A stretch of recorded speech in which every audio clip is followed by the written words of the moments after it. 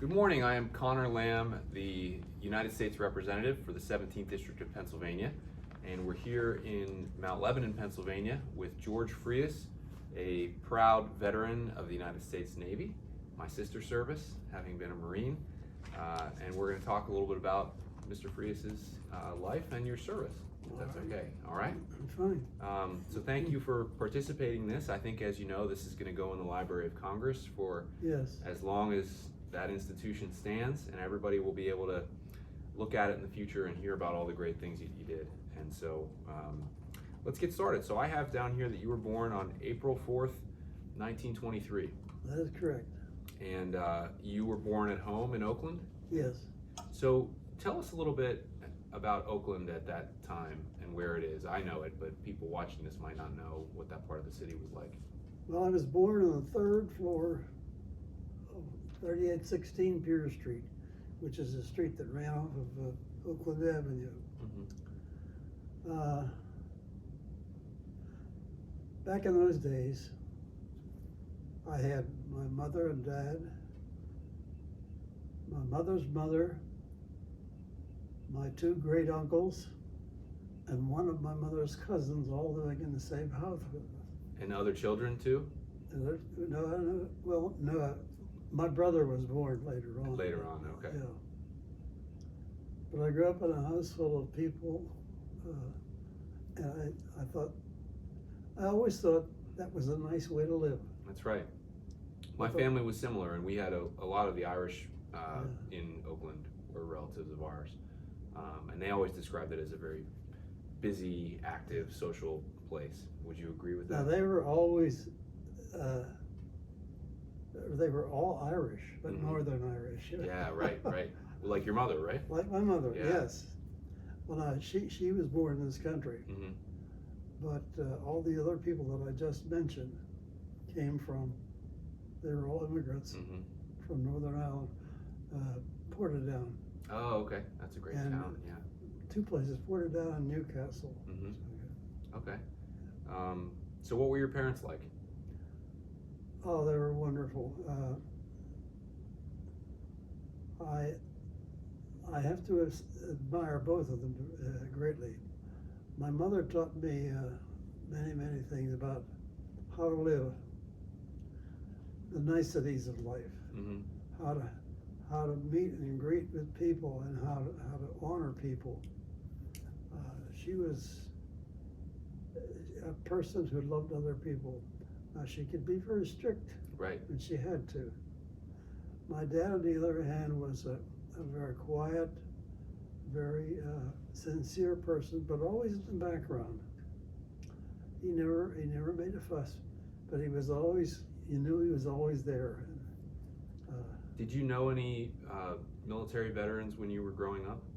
No, I did not. Okay. No. So that was kind of new to your family then. But my mother was close friends with a man named Reagan. He played baseball too later on for the Pittsburgh Pirates. Mm-hmm. He just lived a block away from us. And he had given my mother little canteens and little knapsacks that he brought back from the war. From World War I. Yes. Yeah. And my brother and I used those. My mother would pack a lunch and send us off to Shenley Park. Oh, wow. She trusted us to be. Yeah. And my brother and I examined every corner of Shenley Park and just loved it. I bet. Yes. Now, being in Oakland, did you ever go to Forbes Field and watch the Oh, Pirates? yes.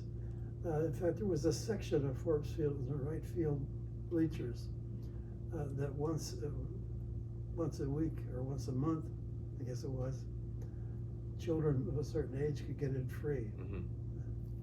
And I saw a lot of Paul and Lloyd Wayner were my favorites. Yeah. They were the two outfielders, Big Poison and Little Poison. Now, what were some of your memories of, the 1930s before Pearl Harbor ever happens? It's the Depression.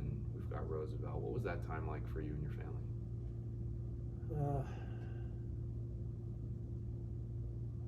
It's hard for me to remember.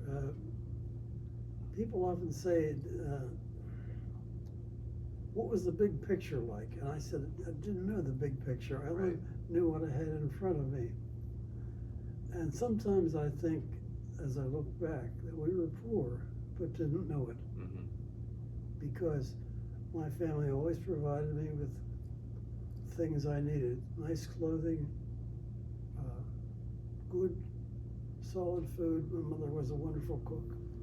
Did your father work for the Bureau of Mines? He worked for the Bureau of Mines. Now, he had come to Pittsburgh as chief ordnance inspector of rangefinders that were being manufactured at that time by Fisher Scientific Company. And he, from time to time, would notice this lovely secretary to the president. Mm-hmm. And he had a trick of coming in early in the morning before anybody else and put flowers on her desk. He was kind of a shy person. That's a pretty good trick. Yes. Yeah, that's a really good And one. somebody finally squealed on him, and the two of them had their very first date on Armistice Day night. Wow. So, And then you went off to Shenley High School. yes. You graduated in 1940. Right. Okay, and so then from there, where did you go next? Did you start college? Next, I before the went to war? Westminster College. Yes. Okay, and that's a very beautiful rural part of Pennsylvania. Oh, yeah, it's a little small town, New Wilmington, Pennsylvania. It's a Presbyterian school, Mhm.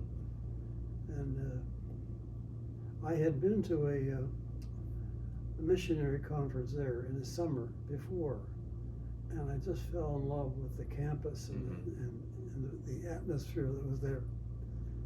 So I was so pleased to be able to go. What did you want to study? I wanted to be a doctor. Oh, wow. Okay. In fact, I finally, after the war, when I came back, I only had 3 years at Westminster, and then the war pulled me away. And when I came home, I thought, well, I'd been away at school for 3 years, I'd been away in the service for 3 years. That was enough. And I was within walking distance of the University of Pittsburgh. So I went and took my final year there at Pitt. Yeah. Now, when you were at Westminster before the war, do you remember, did men your age know that it was probably going to happen? Did you think you would end up going over there? No, it was, I can remember my roommate, George Camel from Connellsville, and I were side by side studying one Sunday afternoon with the radio playing softly in the background. And when the announcement came over about Pearl Harbor, he looked at me and he said, "Do you know where Pearl Harbor is?" And I said, "No." Yeah. And shortly thereafter, then the recruiting team came through, Mhm. and we were so impressed with the Navy recruiters at the time that we both signed up immediately. It was in 1942. What did that feel like? Exciting, Yeah. yes, something to look forward to. And did you know at that time sort of what your job would be or what your mission would be, or? No, Okay, so you were just kind of stepping into the unknown. that's right, Yeah. yes. Did you know at the beginning that you would be an officer? Yes, we were members of what they called the V12 program at that time. And that program allowed you to stay in school until they called you up to active service, and you knew that you were going to a school somewhere to get your commission as an officer in the Navy. And so it looks like they moved you to Notre Dame Yes. in Indiana. That must have been kind of cool. At that time, there were three. East of the Alleghenies, there was Columbia up in New York, Mm-hmm. and let's see, Northwestern in Chicago, and South Bend, Indiana. Yeah. And for a while, I had a little time down at like one semester down at Bethany College. Oh. They give us drills and that sort of thing. And from there, they moved us to Little Creek, Virginia, and we had all the basics, how to put out fires in a ship, and at times they would lock us in a room and then begin to flood it. We had to damage control, Yeah. stop the flooding. We learned how to use a gas mask and all that. It was like at that time a huge, like a waiting area of all these men who were going to be sent to one of the schools. Is there anything you remember about boot camp or the basic training that was really difficult or really funny or kind of really sticks out? I think that the training at Notre Dame was one of the hardest things I ever did. Mm-hmm. And I felt so proud when I had finished it because you were pushed every day, pushed hard. Physically as well as mentally? Yes. Yeah. Oh yes, they had an obstacle course that went all down through a valley, very difficult to do. But I was always impressed with the Navy.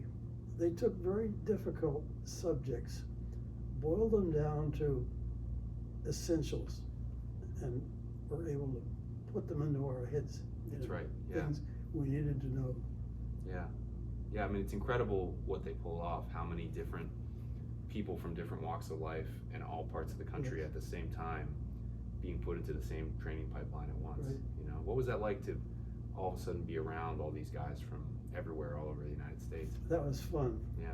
I really enjoyed that because they had you could tell the background of each of these fellows and how I had grown up. Mm-hmm. Now you weren't married yet, right? No. You had already met your future wife. Did you met her at Westminster? Well, yes, she was one of the students in a home of 12 girls. Mm-hmm. The dormitories were full. The college had purchased this home. They had 12 girls there. And in my freshman and sophomore years, I had been given a job to wait on tables or wash dishes for my meals. Mm-hmm. One more element of my life where I began to realize I was almost poor, Mm-hmm. and this was something they gave us to do that allowed me to get my meals. Yeah. So my mother and dad didn't have to pay for it then. And one of the girls in that house, there's 12 girls in the house, I kept looking at. She kept looking at me. Her name was Harriet Smith. And there were two Harriets in that house. Mm-hmm. Harriet Smith and Harriet Wiesel. And the girls got together one time because they said, every time we call for Harriet, that both of you come running. And your last name is Smith, they said to her. So we'll call you Joe Smith.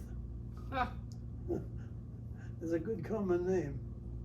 And they dropped the E, and she became known as Joe, J-O. Wow. From that point on, all her friends, everybody but her mother and dad. Is that what you called her too? Oh yes, Oh, yeah. yes, that's all. All of my friends called her that. Only her mother and dad and her immediate family called her Harriet. And were you two pretty close before you left for the war? Oh yes.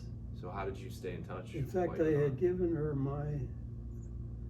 one night, she had come down from Newcastle, and the two of us walked over into Shinley Park up onto Flagstaff Hill and sat there and watched all the lights come on in Oakland, and the stars come out in the sky.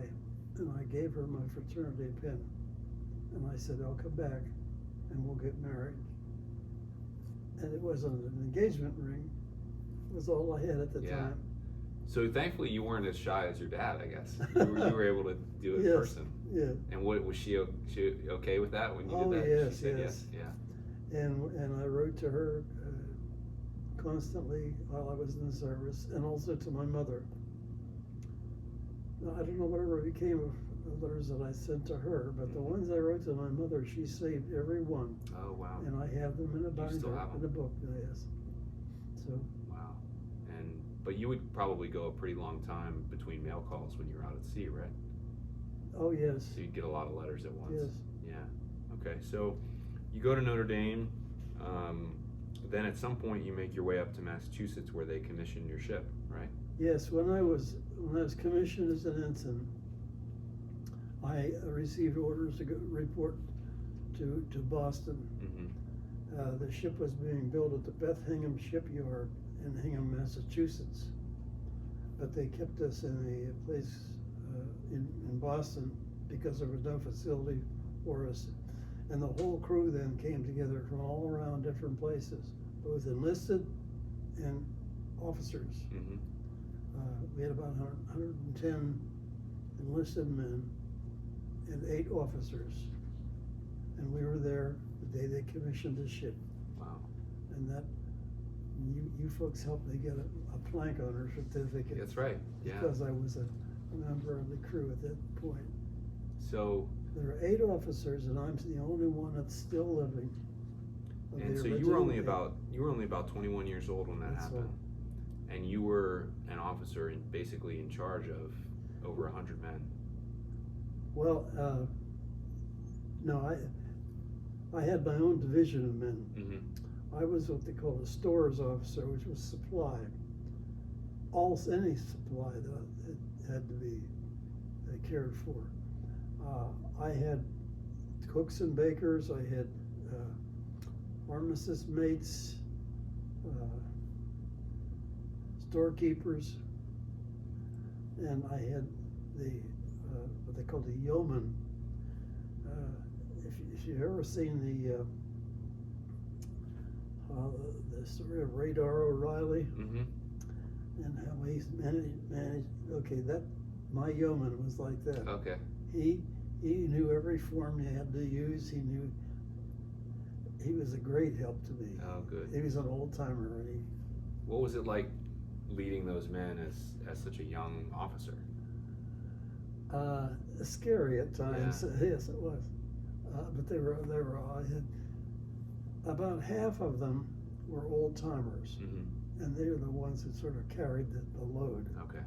And So these are men that were in the Navy before World War II yes. ever happened. And I have to say, I was very, very pleased that they realized I was a novice, Mm-hmm. and they helped me. Yeah.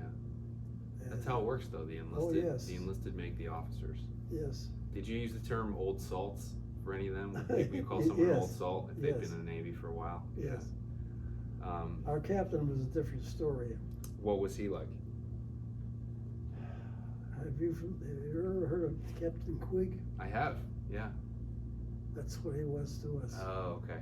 So not good. The very first day we were all together, he called a muster, and he had us officers standing in one place, and he had the enlisted men over here, and he addressed them, and he said, "See that group over there? They don't know anything. If you have any questions or they need anything, don't go to those officers. You go to your chief petty officers, and they'll help you. But those guys," and I won't use the language that he used Yeah. about us. That's how it started. It went downhill from there. Oh man. The stories would make a book. Now It this. became so bad, us officers would ask for transfers. We put a transfer request through, and he'd call us into the wardroom. He'd say, "I'm not gonna turn you over to somebody else." He said, "You're not that good." He says, "I don't want to give away people like you." He'd tear the thing, our request up, and throw it away right in our. Wow. Whatever happened to him? Do you know? Yes, I don't know exactly the final story, but what happened was we began to do something illegal, as the officers did. We would give him the original again, and he would tear it up, but we had a second copy, and at the bottom of the second copy we would write, "The original of this request for a transfer went to our captain, Leland Max Edwards. But we'd feel that it'd never get to you because he tears them up." They began to pile up in Washington, apparently. but no originals. Mm-hmm. And when we arrived at one island, a boat came out from the base, and there were 3 commanders on the boat. And they said, you know, there's something wrong here. They held a board of inquiry, and it lasted for about a week. They interviewed each one of us officers separately. I mean, he would embarrass us in front of the crew terribly. He would have the youngest officer we had. He didn't like him at all. He was more of a shy type. He would have him watch us underway at parade rest for 4 hours at a stretch. Yeah. And after one of those, he came to my door and he collapsed in my door. And I said, Herb, I'm going to take you. I have whatever I have to get in the big storage area on the beach here tomorrow. I said, I'll take you in. And I did. The captain allowed me to take him because I said there's 2 bases there that have to be covered. He's going to take one crew and I'll take the other. The captain let us go. When we got ashore, I turned it over to my chief petty officer. I said, you take care of the supply thing here. And I took him to the chaplain on the base. And the chaplain listened to his story and he said, son, you don't need me, you need a doctor. So we got to the doctor, and the doctor, and I didn't see any of that examination, but he finally made a paper out requesting it. He'd be transferred to the base for observation. And we went back, and I went with him to the captain, and he gave him the request for transfer. And I can still remember his words. I hope this is not. He said, you little snot-nosed brat. He said, I'll teach you to go behind my back. I'll let you off here, this ship tomorrow at 0800. There's only one problem. We leave her at 0700 for the next island. So he wouldn't release him. Right. And so when we get to the next island, another boat with three commanders came out. Where is this man? You know, what happened? You know, that's when they had the inquiry. It lasted about a week, and finally, they said, "We've heard enough." They removed the captain, put the executive officer in charge of our ship at that point. It's amazing that even with everything happening in the war at that point, they were able to follow the basic rules of justice. You know? Yes. I mean, and it took a while, but eventually the process worked out well. Now, he was what they called a Mustang. In other words, he had been he had made up all the way up to chief warrant officer, I guess, in peacetime. And when the war came along, they recalled him. He had already retired. They called him back, you know. And he had no use for us because he had gone through all those years to get where he had gotten, you know. Right. And here we were. Now, I was always taught, and I believe this is right, that sometimes you can learn more from a bad officer over you than you can from a good officer, because he shows you all the mistakes and how bad it feels to be treated poorly, and so then you know that you would never treat your own men that way. Did that have any effect on you? Not particularly. I always said afterwards, he had an opportunity, you know, to give us more training and more learning and more help on the job that we had, but he wouldn't do it. So let's talk about once you're in the South Pacific, you're going around to these different islands, and you do a couple of invasions in the Philippines. Yeah, the first one was in Palawan. Yeah, what was that like? That was a fairly easy one for the troops, and we understand there was very low resistance on the island. And so by this point in the war, it's it's 1945 already. In Yeah. Europe, D-Day has already happened. We're Right. moving across Europe. Things are looking good there. But in your mind, in the Pacific, most people believed you were going to have to invade Japan eventually, right? I mean, Yes. was that your understanding, that you were going to hop through all these islands and you guys would probably all end up going to Exactly. Japan? So were you scared about that? I mean, were people? Yeah, at one point, when we were at Manakani Island, there was a Seabee base there. And the Seabees came aboard, and they were building an 80-foot tower on our ship. There were two of us, two LSTs that were going to have these. And they were going to be radio ships for the invasion of Japan. Mhm. And that really had us worried, Yeah. because we figured that big tower would be a Big target. perfect target. Yeah. But then the atom bomb went off, Mhm. and they came out and they took the thing back down. They took the. Now, and- when you heard about that, did you have any idea that there even was such a thing as an atom bomb? Oh no, Yeah. we said it can't really be true. I Right. mean, you must be getting false information here. Mhm. No bomb can take out a whole city, you know. So.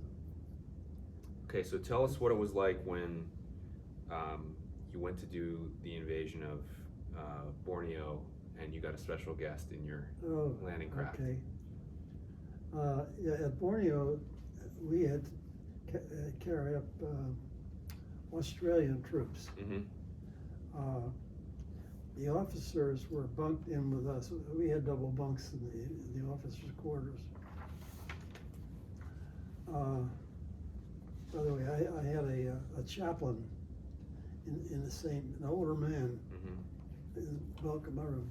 And the first day on, he said, "George, you think any of the folks would be interested in Bible study?" And I said, "I think so." So each evening after dinner, he would have a little Bible study, and it was really interesting.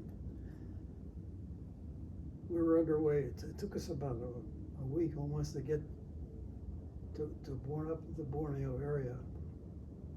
And the night before, he said, "Do you think your folks would like to hear from a chaplain that he's seen you and you're fine?" I said, "Oh, sure." So he wrote to my mother, and my mother wrote me back afterwards and said she had written it, and she gave me a copy of the letter that she'd written to him. She said, "If you ever get to America, the latchkey will be out for you," for the feeling that I had when I got your Wow, letter. that's you know. really nice. And you know what? He visited us twice. Wow. He on one occasion he came directly from Australia to the United States, and he stayed with my mother and dad. Mm-hmm. And then another time he went to a conference over, a Baptist conference, I guess it was, over in England. And he wrote her from England and said, "I'd like to come again." Yeah. So he said, and he did, and we had a marvelous time. The with Australians were fun people to be around. them. Oh, all of them were. Yeah. Yeah, I was very impressed with all the Australians. Courageous group too. So you're with the Australians, and you guys are getting ready to invade Yeah. Borneo, and your mission is to get some of the folks ashore, right? Yeah, there were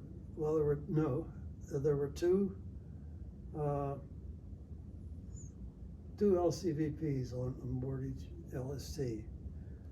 The gunnery officer was to be one boat officer, and I was to be the other. Yeah, and just tell people what those abbreviations mean. Okay, LST was your big boat, right? LCVP stands for Landing Craft Vehicle and Personnel. It really was what they call a Higgins boat. Exactly. So kind of like we've seen in the videos of D-Day, those Yes, small boats exactly. carrying people to the shore. Yeah. Our mission that day was to lay a smoke screen.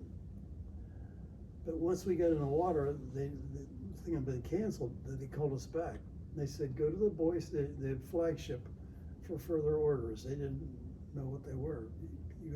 And what's the flagship? When you hear as a young officer being sent to the Flagship, what's on the flagship? Flagship was in charge of the whole flotilla Yeah. that we had there. You know, a lot of ships, battleships behind us that had been bombing. You could hear the Mm-hmm. bombs going overhead.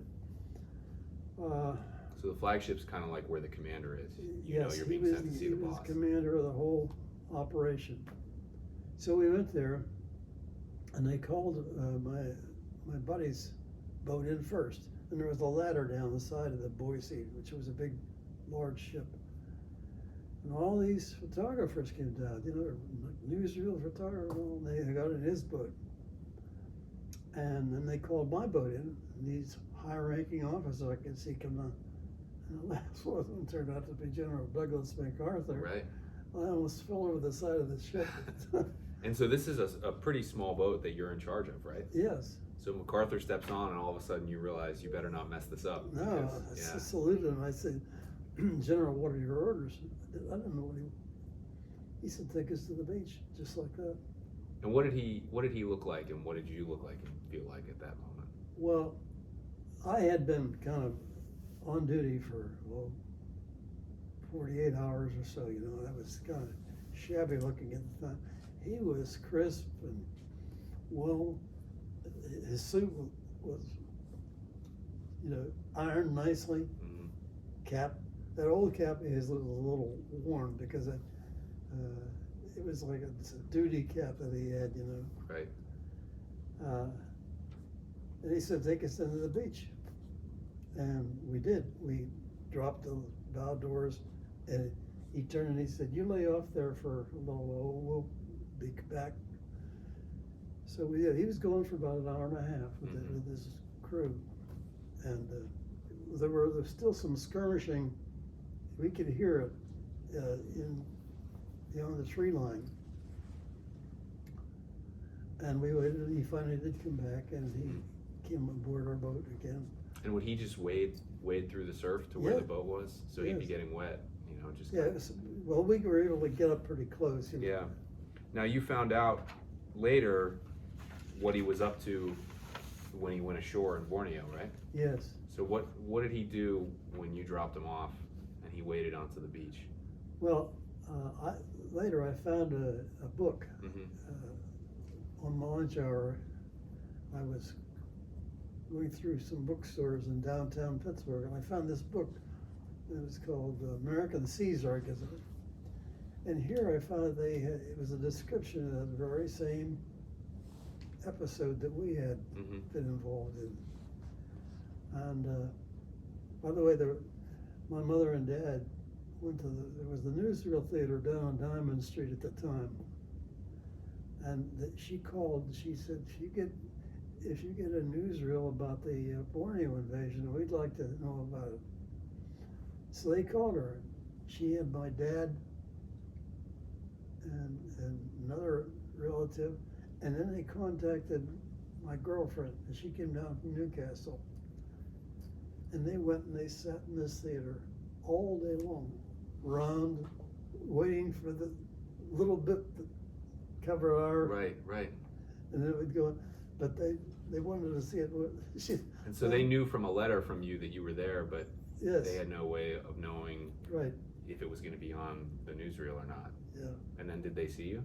Oh yes. Yeah. Did they Yes. see that you were with MacArthur too? Yes. Wow. So there you are, half a world away. It's 1945. There's no way for them to be in contact with you except letters, and then they That's get to right. see you on screen. Yeah. That's amazing. That must have made them feel good. It was exciting. Yeah. Yeah. Wow. So what was your memory after Borneo and all that? You guys still did go up to Japan, right? Yes. We were commissioned to take occupation troops up to Japan. We made 2 runs of them. So. And were those Army? Were those Marines? Do you remember who the occupation troops were? No, they were Americal Army. Oh, okay. Yes. Yeah, interesting. Did you have any interactions with the Marines during your time in the Pacific? Very little. Okay. Yeah. They were too busy fighting. Yeah. Yeah. Yeah. Actually, I didn't see much of them at all. We saw a group of what they called beach jumpers. So we took them to one place. They went in first, you know. Sure. The day before, they actually swam. And they had a radio that they contacted somebody, I guess, in the Flagship to get them all things that they had seen. They were a tough bunch. Mm-hmm. Did you get any shore time in Japan? Yes, one time, I was surprised because I thought I wasn't sure what they would do, Mm-hmm. but as we walked down the street, they would actually bow. We were in Wow. uniform now. Right. Which surprised us all, you know. Mm-hmm. And they were not antagonistic at all. But gosh, they were selling stuff along the sidewalk, you know. You could tell they were personal items of their own. Yeah. And did you get a chance to eat Japanese food and experience a little bit of Japanese No. culture, or no? No, we were only there for a couple of hours. Oh, okay. Yes, that's all. So, And of all your shore stops and your shore patrols and things like that, is there any place that really sticks out to you now that you had a good time or you liked walking yes, around? one at New Guinea. New Guinea. There was a called R&R place, and MacArthur had built it for himself. And it was way up on top of a hill, a mountain, beautiful place. And on Liberty, we were allowed to, several of us at a time were allowed to go up there. It was beautiful. I guess that he had been built a long time ago. Mm-hmm. And that was the only place we really. People have said, did you ever go back to any of those islands? And I said, no. That's pretty far away. Yeah, Hard to get to. it's far away. But from what I could see of them, there was nothing aside from Hawaii. Hawaii, I thought I would go back Was to, great. and I did. Yeah. Then you made it back to the U.S. Just one day after Christmas in 1945, right? Yeah. By that time, we had a different captain and all, and we had been to Hawaii, and as we left Hawaii, our navigator figured it out, and he made the announcement to the crew that we weren't going to get back by Christmas, even at flying speed. Mm-hmm. And so several of the crew came to me and said, Mr. Freas, could we have a party or something, you know? I said, sure. I said, I'll check. So I went to the man who's now our captain. He had been the exec. And I said, the crew would like to have a party of some kind. Sure, he said, you're in charge of that party. Okay. So I formed a little committee and of enlisted men. So we met, we figured out all the things he wanted to do. And of course, being in charge of the galley, I made sure we had the best possible food that day, you know, and cakes and everything. And what was the best possible food on ship at that point? Australian beef. Australian beef? Yeah, we managed to okay. get some Australian beef. And you were saving it for the right occasion? Right. Yeah. So we had little skits that we put together. We had a copy of the Sugar Plum Fairy Dance from Tchaikovsky's Mm-hmm. thing. On records. So we got one of the crew to come out and lay down. He'd take his nap, and as he's dreaming, all of a sudden, and we got the ugliest guys on our ship. They dressed them up like sugar. And it's amazing how adept some of those bosuns were at manufacturing and sewing up food and stuff, you know. So they danced around. They were Sugar Plum Fairies, and then another one of the skits was a boxing match. Mm-hmm. We had boxing gloves on board. Well, we took the tallest fellow, who was about as tall as you are, and the smallest guy was just barely 5 feet. And of course, they had a 3-ring fight, and you know who won. Yeah, right. The little guy. Exactly. Well, when it was all over, they came to me. One of the members of the committee came to me, and the crew was all gathered there, you know, on the main deck.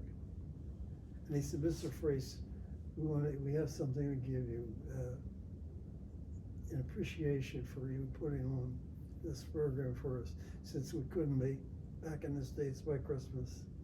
I said, oh, that's nice. What is it? He said, well, shut your eyes and we'll get it for you. So I did.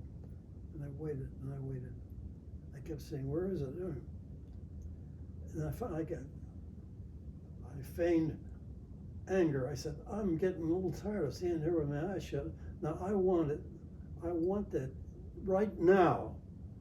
And he said, right now? I said, yes, right now. Smooshed him. A pie right in A the pie face. in the face. And my baker had made this pie, you know. And we never told anybody else except the committee that it was all staged. Oh, So, man. But everybody saw it. yeah. That's great. Yeah. That's great. I thought I was surprised. Yeah. But that was what you had to entertain yourselves, I guess, huh? Yeah.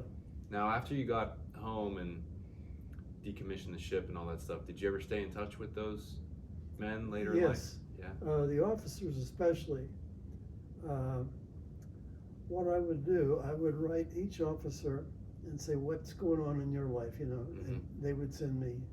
And then I'd put one newsletter together covering all of them and send it to each one Oh, of the wow. officers. And there were a couple of the enlisted men that I did, there were a few more close to, because I'd stood watch with them often. And gradually they began to fall off, and all of a sudden I didn't hear back from this one officer, or engineering officer. I thought sure I'd hear from him, because he was a regular writer. I got a letter from his son. He said, Dad passed away. So. And within a week, the second one came in, from the daughter of this one girl. And gradually, we only had one reunion, and that was in Philadelphia. All the officers had gotten together for one, and with our wives. And it was so nice. So when you got home, how soon were you married? You made good on the promise to Joe. Yes. Yeah. Yes. I got a job. Or first I finished. You finished school at Pitt. Pitt, yeah. And you knew at that point they had already passed the GI Bill and everything, so you knew you wouldn't have to pay for it, right? Right. Yeah. I wanted to be a doctor. And I went and sat down with the dean of the medical school. And he said, George, he said, I'll be very frank with you. He said, we only take in 86 students into the medical school each year.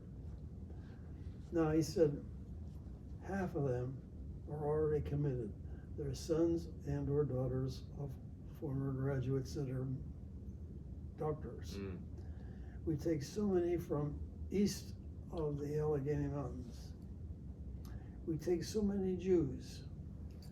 We take so many blacks. Yeah. He said, by the time we get it all done, there's only about 40. And he said, we can take exactly the cream of the crop. He said, well, I'll tell you what I'll do. He said, you have one semester to go. And I said, yes, sir. He said, if you come back and show me that you made all A's, I'll give it some consideration. I said, okay.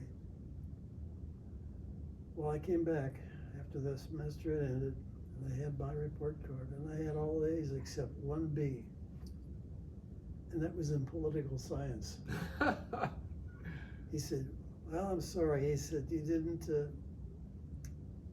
meet your qualification. I said, what the heck, political science really doesn't have anything to do with medicine. He said, no, but that was the promise you made. Wow. So I then took several jobs as chemist. I had a minor in chemistry, and for 5 years I did chemical work in various places. And we had gotten married in between there. She had been a teacher up in Corey, Pennsylvania, a Latin teacher. And where did you two settle down once you got married? We settled down in Pittsburgh. In Oakland as Yes, well? right on the same street I grew up on, about a block away. Oh, wow. Up more in the commercial end of the. And Pittsburgh was a pretty exciting place after the war, Oh, right? yes. I mean, a lot of guys coming home and It was. young yeah. families and that kind of thing. And it was a wonderful place to grow up. Oakland was especially nice because they had Carnegie Library, Carnegie Museum. I had the Forbes Field, Pitt Stadium,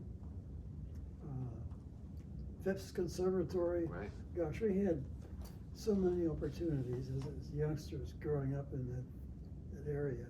So, well, I don't think I'd want to be there now. It's too commercial. It's very crowded. And Very commercial crowded, now, yes. yeah. The universities have brought in a lot of new people and new things. Yeah. So when you came back and you were a veteran and you entered civilian life, how was it that your military service affected the way you lived your life after that, whether at work or the way you raised your family, or what influence did it have on you? I had more focus Yeah. in what I wanted to do. Now I think I had more discipline in my life. And it carried over even to today. Yeah, right. Now, we're at a time in history now where not as many people have to join the military. It's kind of uncommon, actually.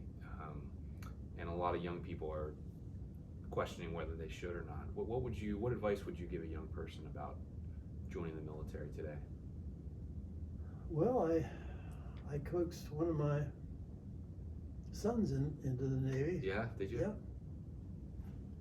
Yeah. I definitely would recommend it. At least one tour, because I think it'll give you a feeling for other people in life and what they're exposed to. It would put, as I said, discipline in your life. Enough to. Actually, two of my sons in the Navy. Wow, you must have been pretty proud when that happened. I was, yes. Yeah. Well, we're lucky to have you, and we're very thankful for your service at the hour of our nation's greatest need. And I hope you'll keep sharing these memories with people. By the way, I attend regularly, monthly, Veterans Breakfast Club. Oh, good. Sponsored by Todd DiPastino. I don't know if you heard of him. A fellow Mount Lebanon resident and a great guy. So. Oh, yes. I really admire him. Yeah. Now, talk about that for a second before we finish. What does it feel like to be at those meetings and hear all the other veterans' stories, especially the guys your age, talking about that same era? Does it help you kind of? You know, when I first started, I've been going there 10 years now. There were a lot of World War II fellows there. Today there are more Korea, Vietnam, even some Desert Storm fellows there. And I appreciate their stories more than I do of course, there aren't that many World War II left. That's right, yeah. But to hear their stories, and there was one fellow who got up and he was very, very emotional. He said, "I've heard a lot of these other stories." He was from Korean War. He said, "My only objective was to stay alive." And he said, "I did everything I could to stay alive." He said, "With bullets flying around me, I was trying to protect myself and my buddies, and hoping that they would try to feel the same way toward me." And you know, I often thought about that. I don't know how they managed. These soldiers who were on the ground in a foreign country, not knowing exactly what their objective is or what our American objective is, you know, but their very lives are at stake. He's the only one. There's just one fellow that he got so emotional that telling his story. Right. The rest of them told more. They tell humorous stories. Yeah, right. But it does make you think about the importance of what it means when someone steps up to serve, because you never know where you could end up or what the nation's going to ask you to do. Well, thank you, sir, for everything you've done for us. One more thing. Yeah. I want to thank you for making the selection of myself. And I want to thank the Library of Congress for this project, because to honor and respect veterans, you know, there can be no better goal. No, there can't. And it's gonna, you know, if I'm lucky enough to have children one day, I'm gonna make them watch this so they understand exactly who the people were that made this country what it is. Good. And I think that's a big part of this project. So thank you very much. Best luck to you Have a good too. one.